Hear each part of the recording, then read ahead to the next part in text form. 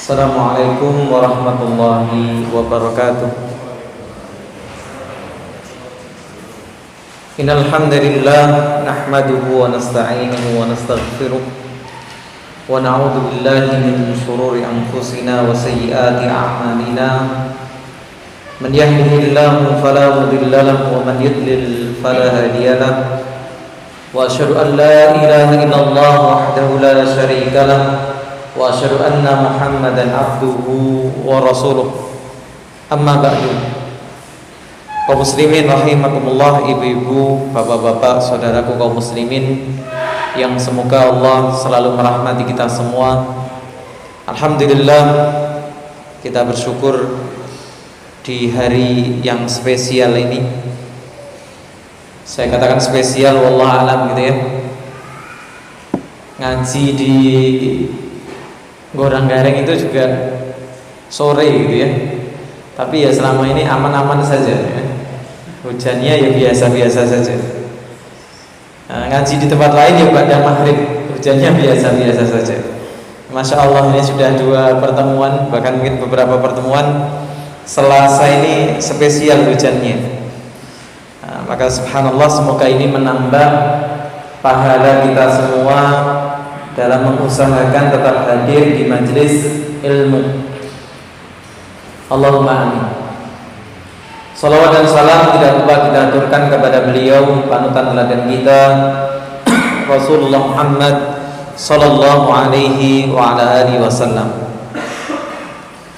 Melanjutkan pembahasan kita pada bab yang baru, bab tentang fadlul hubbi fillah wal hatsu alaihi wal i'lamu bihi.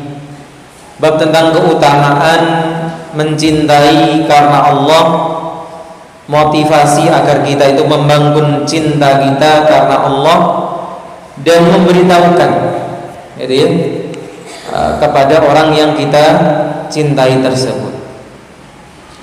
Tentu kita sampaikan di beberapa majelis yang lain, atau juga sudah kita singgung sedikit di awal pembahasan bab ini. Mencintai karena Allah itu mencintai karena apa? Kebaikan, kesalihan seseorang. Dan sahabat Umar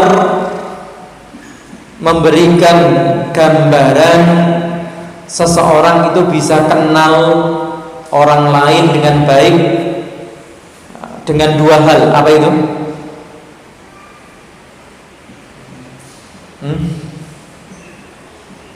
Kalau kita ketemu di pengajian ini orangnya baik-baik kan? Ya mesti baik-baik. Pengajian masuk Arab jerat-jerit kan gitu, Arab bedigasan, dan ketemunya juga seminggu sekali, 2 kali, 3 kali dalam waktu yang terbatas. Maka tidak cukup kalau mau cari pasangan terus menanyakan kepada siapa? Teman pengajian. Ya mesti jawabannya baik. Tapi siapa?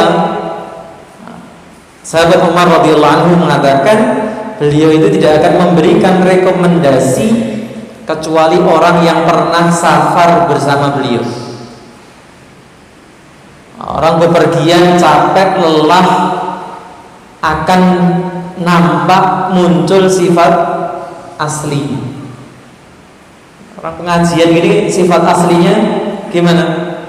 Ya nggak kelihatan. Kemudian juga apa? Kalau sudah bermalam tidur bersamanya, artinya ya bagian dari bepergian atau tinggal bersama. Nah ini akan ketahuan sifat aslinya. Maka orang seperti inilah yang kita sudah tahu istilahnya apa? Luar dalamnya memang baik, di hadapan umum baik, di rumahnya baik, dengan siapapun baik, ketaatannya juga selalu terjaga. Nah inilah yang layak dicintai karena Allah. Nah kita akan masuk pada hadis-hadis yang disebutkan oleh penulis Al-Imam An-Nawawi Asy-Syafi'i rahimahullah ta'ala. Yang pertama adalah riwayat yang sahih dari sahabat Anas radhiyallahu anhu dari Nabi sallallahu alaihi wasallam qala, beliau bersabda, "Thalathun man kunna fihi," tiga hal siapapun yang ada di dalamnya atau tiga sifat ini ada pada seseorang, wajada bihinna halawatal imani, maka orang tersebut yang memiliki sifat-sifat ini akan mendapati dengan sifat-sifat tersebut kemanisan iman. Dari sini dijelaskan para ulama, kita mendengar dari guru-guru kita, ini menunjukkan apa? Bahwa iman itu ada rasanya. Jadi orang beriman seharusnya bisa merasakan manisnya keimanan.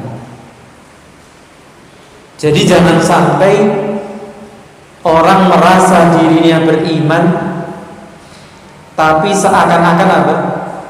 Biasa-biasa saja. Kalau itu kondisinya, berarti ada hal yang perlu dipertanyakan. Jangan-jangan karena ini apa? Kelemahan iman yang ada. Tapi selama seperti yang kita lakukan seperti ini, insya Allah ini pertanda kita ini masih punya keimanan. Hadirnya kita di sini, apalagi diiringi dengan hujan, gelap, malam, apa yang mendorong?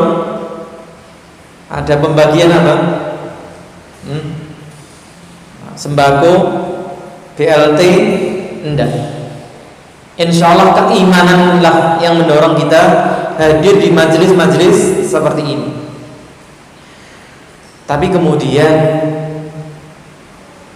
kita perlu berintrospeksi diri ketika kita belum mendapati manisnya iman. Berarti ada yang perlu kita kuatkan, ada yang perlu kita kokohkan. Salah satunya apa? Tiga sifat yang disebutkan di sini. Sudahkah tiga sifat ini ada pada diri kita? Apa yang pertama? An yakunallahu wa rasuluhu ahabba ilaihi mimma siwahuma, agar supaya Allah dan Rasulnya itu sallallahu alaihi wasallam lebih dia cintai dari selain keduanya. Maka manusia difitrahkan punya rasa cinta. Maka dia harus menata rasa cintanya ini. Dan kalau dia ingin mendapatkan manisnya keimanan, letakkanlah cinta yang paling tinggi, cintanya kepada Allah. Kemudian setelah cintanya kepada Allah, kepada siapa? Rasulullah sallallahu alaihi wasallam. Maka disitulah Rasulullah SAW mengatakan dalam hadis yang lain, la yu'minu ahadukum hatta akuna ahabba ilaihi min waladihi atau min walidihi wa waladihi wan nasi ajma'in. Tidak sempurna orang mencintai Rasulullah SAW itu keharusan. Kalau kita tidak mencintai Rasulullah SAW, berarti apa? Menunjukkan ketiadaan iman. Karena itu konsekuensi. Karena itu pokok keimanan, termasuk rukun iman, iman kepada para rasul. Dan konsekuensinya adalah mencintai mereka. Tapi kadang cinta kita masih kalah. Cinta kita kepada Rasul masih kalah dengan cinta kita kepada apa? Dunia, kepada manusia lainnya. Ya masih diakui punya iman, tapi imannya belum sempurna. Kalau imannya ingin sempurna, jadikan Allah yang paling dicintai. Jadikan kemudian siapa Rasul yang paling dicintai setelah Allah. Maka disitulah kemudian kita akan merasakan manisnya iman.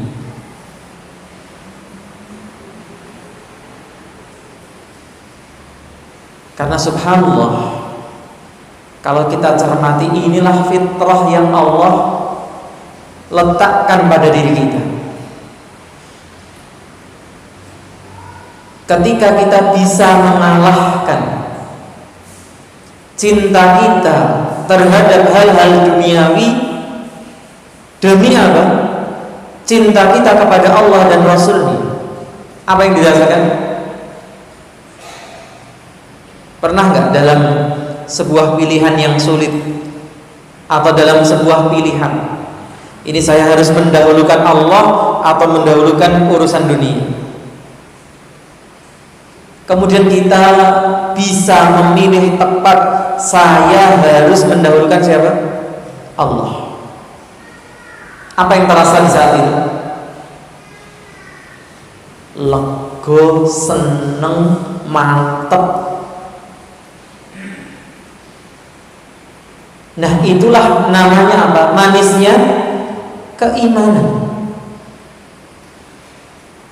Hati itu dipenuhi rasa gembira, dipenuhi rasa apa? Bahagia, karena telah membuat pilihan yang tepat.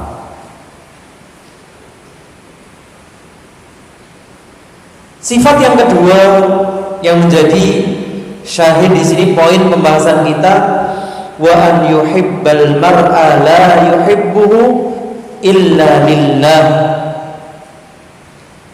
Dan agar seseorang itu mencintai orang lain, tidaklah dia mencintai kecuali karena apa? Karena Allah.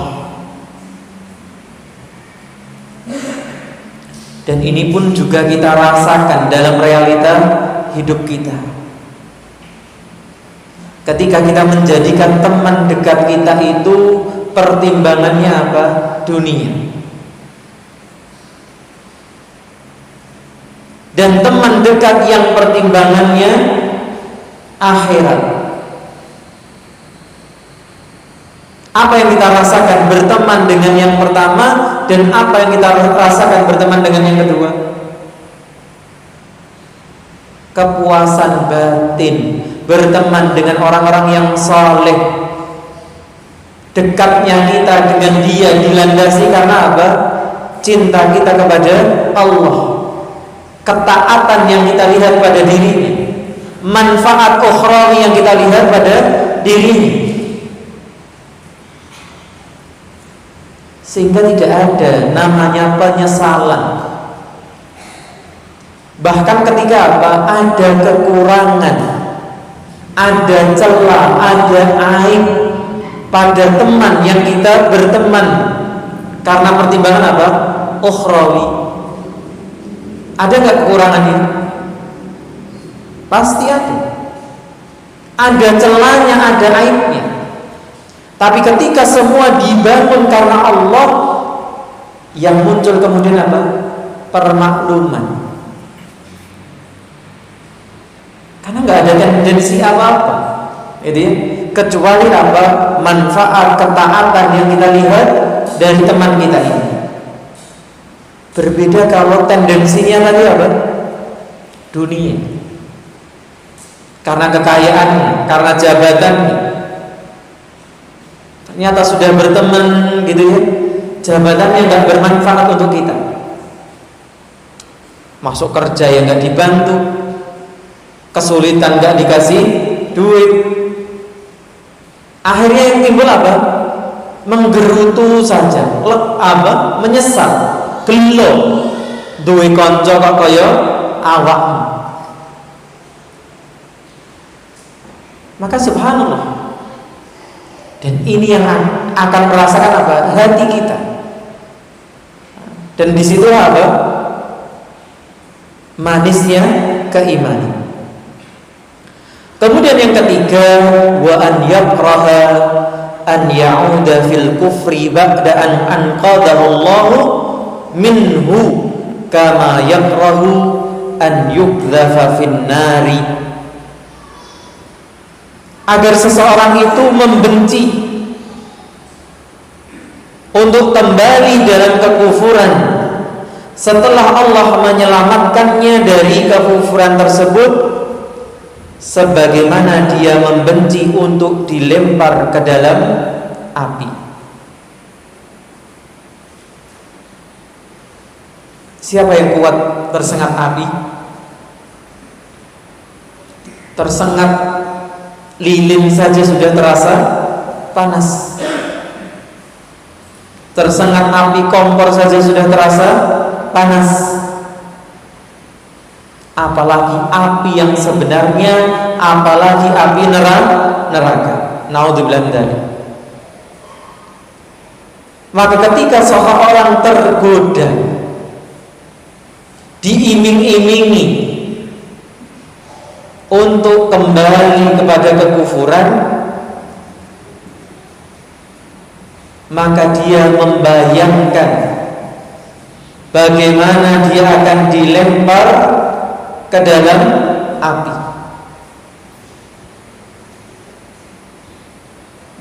Sehingga dia tidak ingin kembali kepada kekufuran, sebagaimana apa? Ketidaksukaannya untuk dilemparkan ke dalam api tersebut. Maka orang yang punya ciri-ciri ini, dia akan bisa merasakan apa? Manisnya keimanan.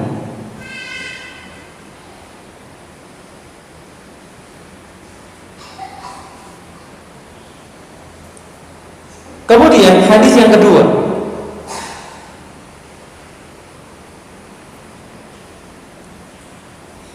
hadis yang masyhur tentang 7 golongan yang akan mendapatkan naungan di hari tidak ada naungan kecuali naungan Allah. Hadis yang sahih muttafaqun alaih dari sahabat Abu Hurairah radhiyallahu anhu dari Nabi sallallahu alaihi wasallam, beliau bersabda, "Sab'atun yudhilluhumullahu fi dhillihi yauma la dhilla illa dhilluh." 7 golongan yang Allah berikan naungan mereka dengan naungannya pada hari tidak ada naungan kecuali naungan Allah.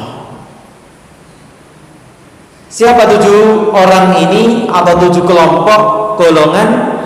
Imamun adilun, seorang pemimpin yang adil, pemimpin dalam wilayah yang luas sampai pada wilayah yang sempit. Misalnya menjadi pemimpin dalam keluarga, itu kalau condong kepada salah satu istri, dibangkitkan apa? Sengklah, itu ya, condong kepada satu tubuhnya. Nah ini baru mimpin 2, 3 atau 4 orang. Nah apalagi yang Allah amanai, memimpin desa, memimpin kabupaten, kota, memimpin provinsi, memimpin negara, memimpin kerajaan. Tentu resikonya lebih besar. Tapi di balik resiko yang besar juga ada peluang apa? Mendapatkan keutamaan, yaitu naungan Allah di saat tidak ada naungan kecuali naungannya. Kemudian yang kedua, wasyabun nasha'a fi ibadatillahi azza wa jalla, seorang pemuda, tentunya juga masuk di dalamnya pemudi, yang tumbuh dalam ibadah kepada Allah. Nah ini tantangan kita sekarang sebagai pendidik. Kelihatannya masa mudanya sudah lewat ya, kebanyakan. Atau masih muda semua ya? Semangatnya. Maka masa muda ketika apa? Kekuatan masih maksimal, kesempatan masih maksimal, godaan berarti juga maksimal. Dia bisa mengalahkan godaan-godaan ini dan tumbuh terjaga dalam ketaatan, dalam ibadah kepada Allah.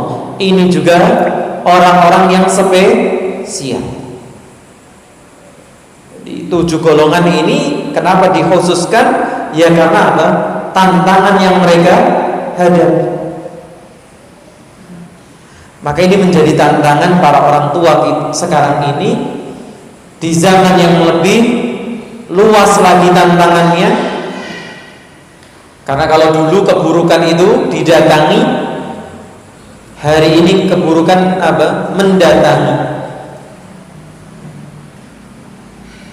Wa rajulun qalbuhu mu'allaqun bil masajidi, dan seorang laki-laki yang hatinya terikat di masjid. Apa maksudnya kemarin? Yang bila dia keluar dari masjid, yang ada dalam bayangannya apa?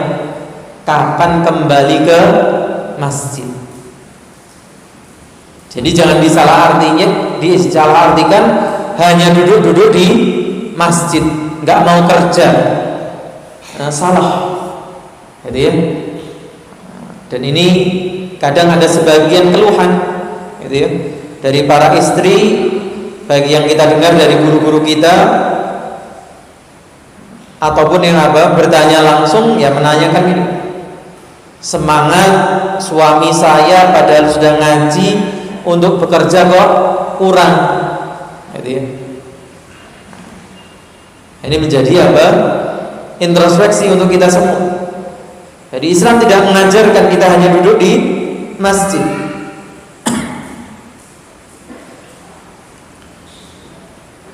Kemudian yang keempat, yang menjadi apa? Poin pembahasan kita, wa rajulani tahaba fillahi ijtama'a alaihi wa tafarraqa alaihi. Dan 2 orang yang saling mencintai karena Allah, berkumpul di atas cintanya kepada Allah dan berpisah juga di atas cintanya kepada Allah. Maka ini orang yang spesial. Kenapa? Ya sedari dulu, itu ya, orang itu pertimbangannya berkawan, berteman kebanyakan karena dunia.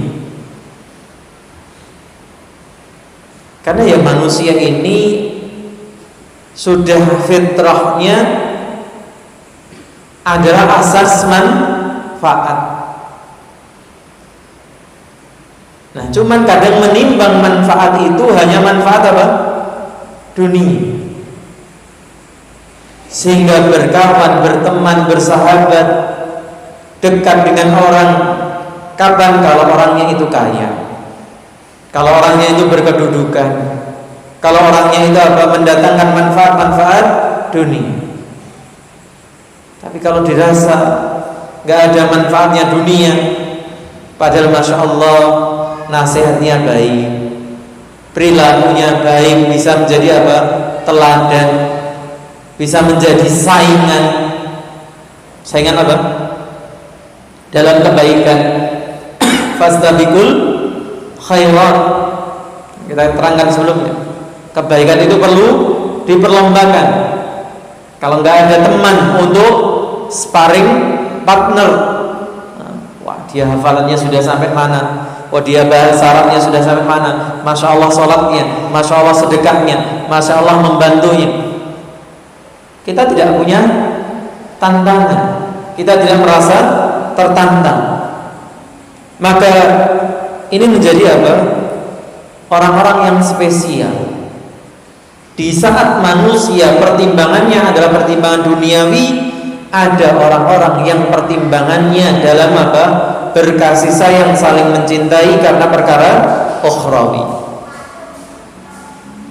Kemudian yang Berapa ini? 1, 2, 3, 4, 5. Wa rajulun da'athum ra'atun dzatu husnin wa jamalin faqala inni akhafullah. Dan seorang laki-laki yang dirayu wanita cantik atau wanita yang cantik dan atau baik dan cantik. Dalam sebagian riwayat memiliki kedudukan seperti yang terjadi pada Nabi Yusuf. Faqala inni akhafullah. Maka dia memilih mengatakan, aku ini takut kepada Allah. Ini juga tentunya spesial, karena fitnah terbesar bagi seorang laki-laki itu apa? Fitnah wanita. Ma taraktu syai'an adharru 'ala ar-rijali minan nisa. Tidaklah aku meninggalkan satu ujian, ma taraktu fitnatan ba'di, setelahku, kata Nabi SAW, yang lebih berbahaya daripada fitnah wanita. Maka kalau seorang laki-laki, bukan dia yang merayu, dia yang dirayu, dan bukan orang biasa yang merayu, tapi kemudian dia bisa selamat dari rayuan itu, maka ini juga orang yang spesial. Kemudian yang ke-6, wa rajulun tasaddaqa bi sadaqatin fa ahfaha hatta la ta'lama shimaluhu ma tunfiqu yaminuhu. Dan seseorang yang bersedekah dengan satu sedekah kemudian dia sembunyikan. Hukum asal sedekah boleh apa? Sirran au ala niyah. Sedekah itu boleh sembunyi-sembunyi, boleh pula apa? Terang-terangan. Kapan dibolehkan? Patokannya innamal a'malu binniyat. Mau disembunyikan, niatnya ikhlas, ya baik. Dinampakkan juga niatnya ikhlas, juga baik.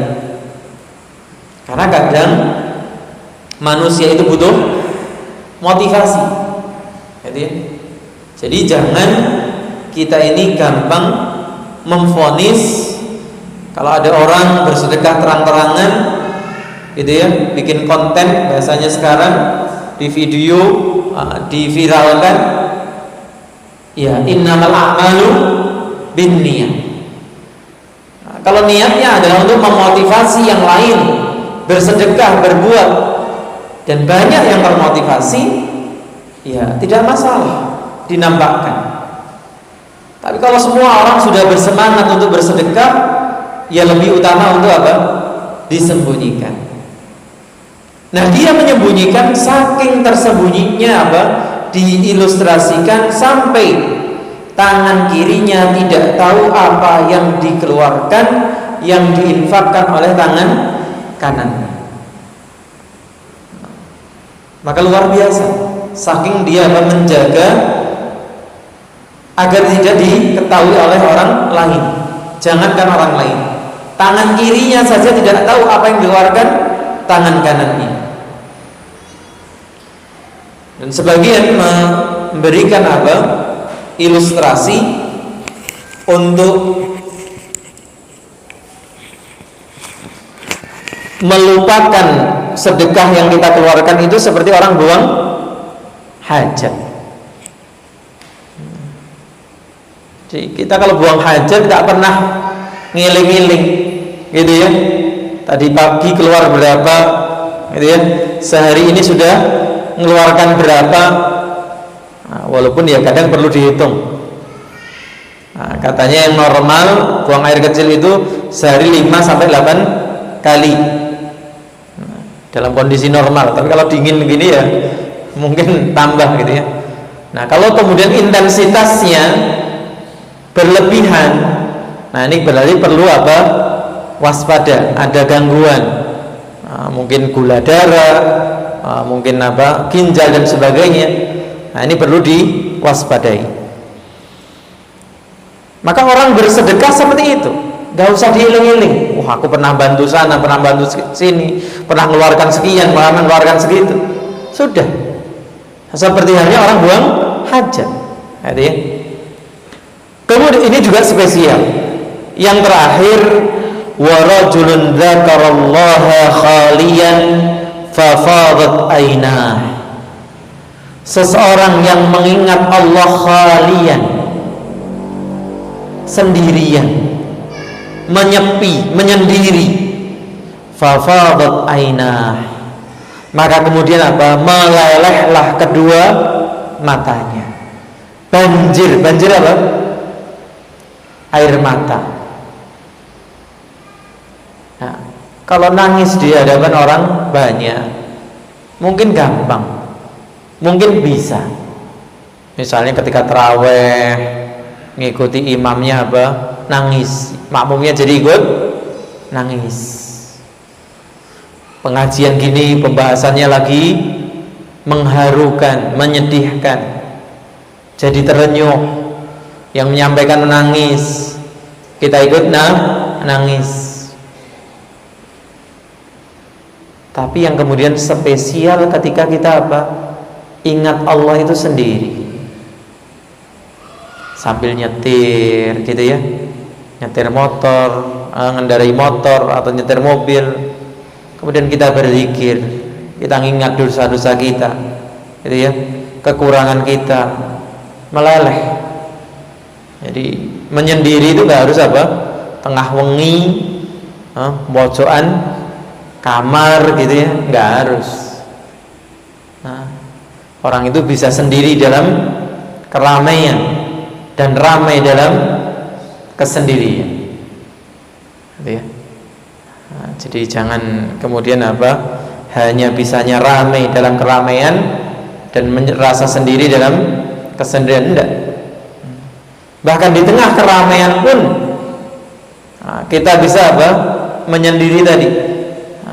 Orang lain tidak tahu. Itu namanya menyendiri. Maka meleleh, matanya menangis karena mengingat Allah Subhanahu wa taala. Dan ini juga 1.000.001 atau 1.001. Sehingga ini pun spesial dari 7 golongan yang akan mendapatkan naungan di hari tidak ada naungan kecuali naungan Allah. Ditegaskan dalam hadis berikutnya, masih dari sahabat Abu Hurairah radhiyallahu anhu dalam riwayat Muslim. Qala Rasulullah sallallahu alaihi wasallam, Rasulullah mengatakan, innallaha ta'ala yaqul yaumal qiyamah, sesungguhnya Allah akan mengatakan kelak di hari kiamat. Apa yang Allah katakan di hari kiamat tersebut, di padang mahsyar? Allah mengatakan, aina al-mutahabuna bijalali, di manakah orang-orang yang saling mencintai karena kemuliaanku.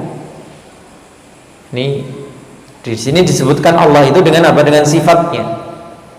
Intinya ya sama, orang-orang yang saling mencintai karena Allah. Dan di sini ada sesuatu yang tersirat. Al-mutahabbun itu bentuk jamak. Meskipun tadi kita katakan orang yang saling mencintai karena Allah itu spesial, jarang, tapi ternyata dalam hadis ini disebutkan dalam bentuk jamak. Artinya masih ada peluang bagi kita untuk bisa menjadi golongan ini. Ketika kita menjalin hubungan kita, dasarnya adalah cinta kita kepada Allah. Allah menanyakan, dan tentu Allah Maha tahu. Pertanyaan itu pertanyaan bukan untuk mencari tahu, tapi untuk memberitahu kepada khalayak yang ada bahwa Allah memberikan balasan yang spesial. Apa itu? Al-yauma udhilluhum fi dhilli yauma la dhilla illa dhilli. Pada hari ini aku akan naungi mereka di dalam naunganku pada hari yang tidak ada naungan kecuali naunganku. Jadi kalau 7 golongan tadi dikumpulkan dalam satu hadis sebagai satu kesatuan, maka hadis ini menunjukkan apa? Golongan orang-orang yang mencintai karena Allah itu dipanggil secara khusus. Ini golongan yang spesial sampai diumumkan tersendiri dalam apa di yaumil qiyamah.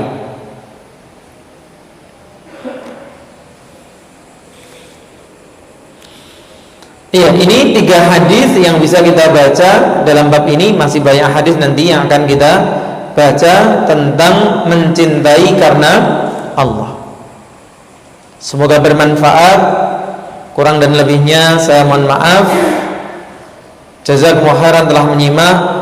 Wa sallallahu ala nabiyyina Muhammadin wa ala alihi wa sahbihi ajma'in. Subhanakallahumma wa bihamdika asyhadu an la ilaha illa anta astaghfiruka wa atubu ilaik. Assalamualaikum warahmatullahi wabarakatuh.